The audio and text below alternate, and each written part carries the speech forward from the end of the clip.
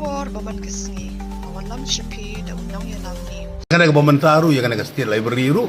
adin balai jurep lokal meli ngilai apek bahabat kat kum report na wu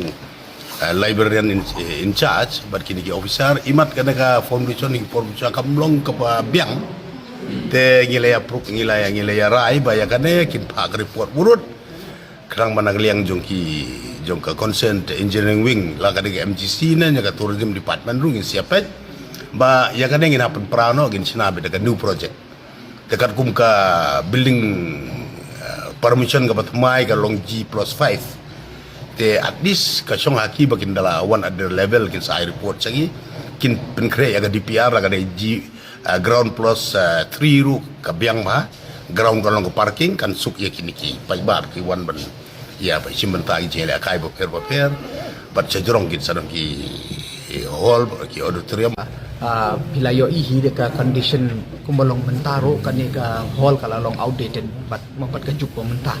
bada ka we ka balong concerning ka ba yung ilayos ng district librarian ro ba even ka structure ro imat kam da scam tan sho hi kana kata ka daw it's dagdag jing singaw khia ngala request jing ya kren badi minister badi peja ka art culture badi peja kanika district library ro ngala request i kumbang pilatip bangidang suwan nang teban inspect ya to ka jaka ban sinayok yang na ba square ngong mentaga singin sim ka busen dan bangin wan pa ya kaniro hajo ka por nemar ka so lakan tamba kala rimba maramot hoy na kapor ni sa maramot hi tamba pila sngau thu hi pila yo i ba imat there is a problem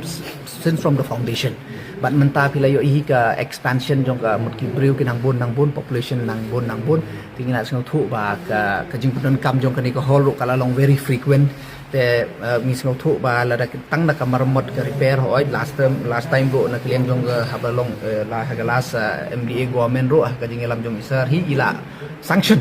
kat kumbalai pu sanlak ban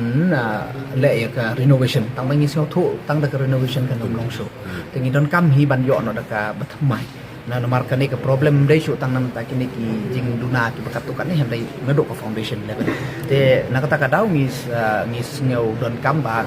ngin ban yo no da ka bathmai dala orang ngam dia bom foundation di pan kapan ni kapan recommend lokal meli pa no yu pa estimate kemudian ada estimate move na ina po isa kan lokal meli sa aja mut sangat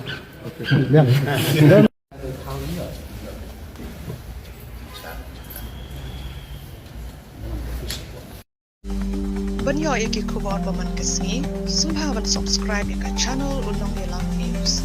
Kumle shibu.